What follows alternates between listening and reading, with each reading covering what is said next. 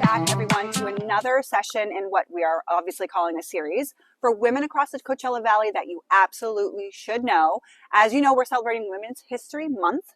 I'm really excited to introduce Brittney Sowell to you. She is the owner of BCreative, LLC, a consultant, and wait till you hear her story. So start, Brittney, by telling us what your business does. Yeah. Well, first of all, thank you for interviewing me. I'm super excited now. Really good to see you. This is really fun.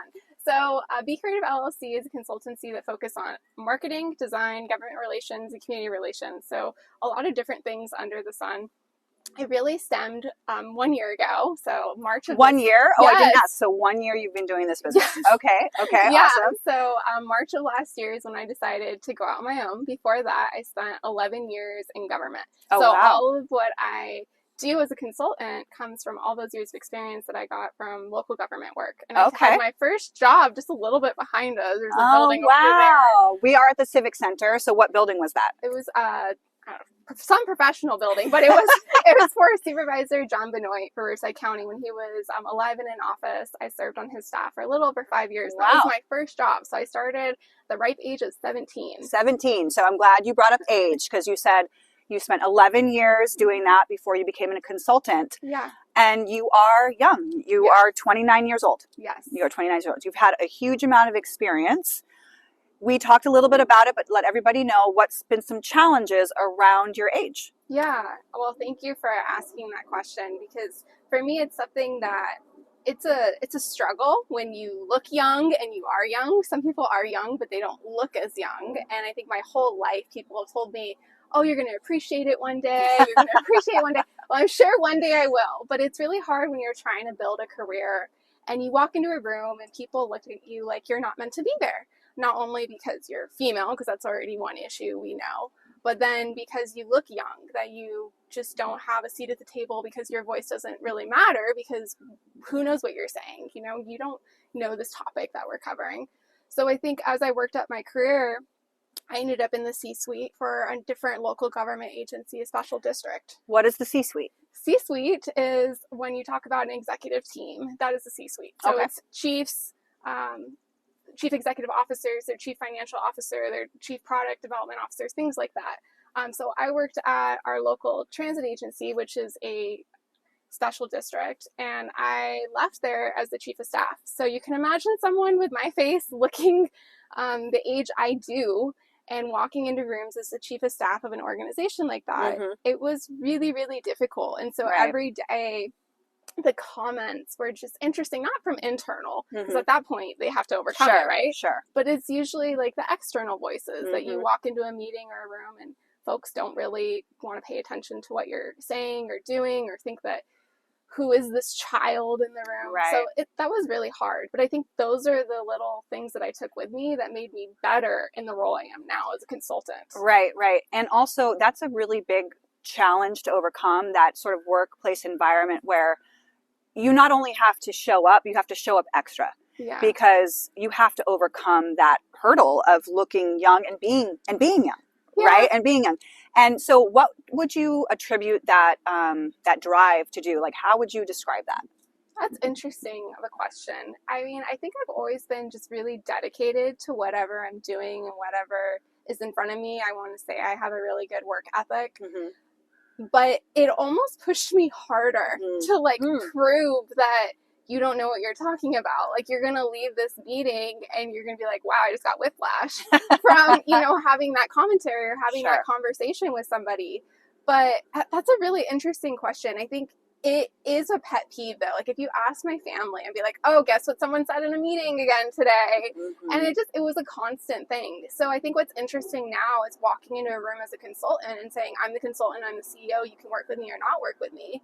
It's a much different conversation because I feel so much more powerful and in charge than I did when I was a staff member who had to be on the receiving end of comments. Now I can choose to work with you or not work with you as a consultant. Right. I feel like you there's have that more power in that. Yeah, absolutely. So how and why and when did you decide that you wanted to go on and do this business on your own? Yeah, there was a lot of things that happened. I will say that anybody that works in government, I mean, I think any job, but in government, you receive a lot of negative feedback externally from the world, blaming you for things that are happening. And even in transit, you know, I bet. Yeah, it's like even in transit, it's a little different, but it's the same. Like, you know, you're blamed for a lot of issues. And I think there was just like a lot of things that made me go, am I happy? That was the ultimate question. Okay. You know, I had spent X amount of years, and am I happy? And that was a hard question to face. That is not a question people ask themselves regularly. No. And if they do, it's not an answer that they want to hear sometimes. Yeah. So that's okay. So were you happy? The quick answer was no, but it took a lot of like self-reflection of, okay, I already knew this, but what am I going to do about it? And what do you want to do that will bring you joy? What do you want to do that will make you happy? And in government, you work with a lot of consultants. And many times I thought, I could do that. You know, you get to pick and choose what you work on, who you work with. Obviously, at the beginning, you're building your business. So there's not a lot of picking and choosing. But as you go on, sure. And you get to help more than one organization. So you feel that your impact and difference matters a little bit more because you're watching it multiply. Right. And so I said, well, maybe I should try this. And so I took another step forward. And as I was still working, I opened up my LLC and I was like, I'm going to do it. I'm going to take the risk. And I think I heard a lot of people say, what are you doing? You know, you're leaving this stable position that you're at the authority level you are, and what are you doing? And there was also the other side, like how exciting for you that you feel like you are at this point in your life where you can do this. Mm-hmm. And I will say the first couple months weren't easy. I was used to being on a treadmill of like just work. Right. And when you're first building a business, you don't just have work being dumped on you. So I was like, oh. True story. Maybe this isn't going to work out. And I am thankful that I've been with my husband for so long. And he was a huge supporter. He's like, you already went through with building an LLC and doing all of that. Just give it a year. See what happens. Right. And I can gladly say a year later, I am so swamped with work that I'm looking at subcontractors and other things. So, you know, sometimes you just have to believe in yourself, but when you can't believe in yourself, have some others around you that push you to do that. Yeah. So you believe in yourself, and even if you felt like maybe it wasn't going to work out, you knew you had to try. Yeah. You knew because, like you said earlier, you weren't happy. And I think we come across so many people that are in this place in their life, no matter what the age is. Well, I'm here and it's steady and I know what I'm going to get and it's okay and I don't really love it, but are you supposed to love your job? Like this idea that you should love your job and you can love your job and you should work to find what that is foreign to many people. Yeah. It's foreign to many people. And so you went ahead and you did it. Now here you are a year later. Yeah. What is next for you? Like, what does that look like? Wow, hitting me with a hard question, Sally. That's really interesting. I think I already got so much checked off in that first year that I was proud of. I won what's called a request for proposal in the government world. What is that? So what is it? Like think about bidding on something. So government puts out a document saying this is what we need services for, and you bid against all these other people saying that you can provide that service, and you put a proposal together for it. So, I mean, I got one for a special district in Vermont and traveled to Vermont to do work with them. And I was like, in my first year, that's pretty dang cool. Yeah, that's amazing. So I think when I think of the future, I want more opportunities like that. I love that I'm helping agencies locally and I'm able to tap into some that are national, working with places in Utah and others. And focusing back on my experience and lens, a lot of them are transit agencies. So I've been able to help what I know, and the other ones are government sectors or nonprofits. But when I think of the future, I think it's, number one, finding more opportunities that are outside of California. So I feel like I'm also growing as an individual. Sure.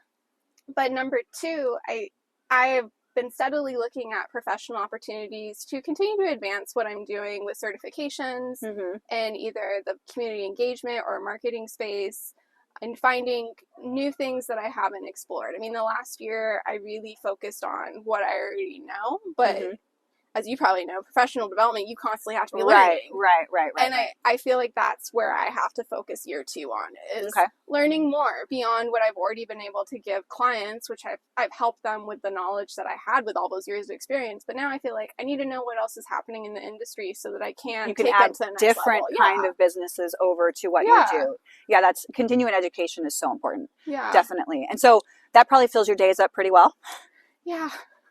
Right? Yeah. Right? I'm not like feeling like, oh, I should give up like I did last year. So yes. Yeah, that's awesome. And so I know Brittney because she and I are Ophelia Project mentors. Yeah. So with your busy time and your busy schedule, you had a moment where you thought, I want to give back. Yeah. So tell us a little bit about why you chose the Ophelia program and how you decided to like add that block of time to take it away from your business, and give it to somebody else. Yeah. Like, that's a big deal.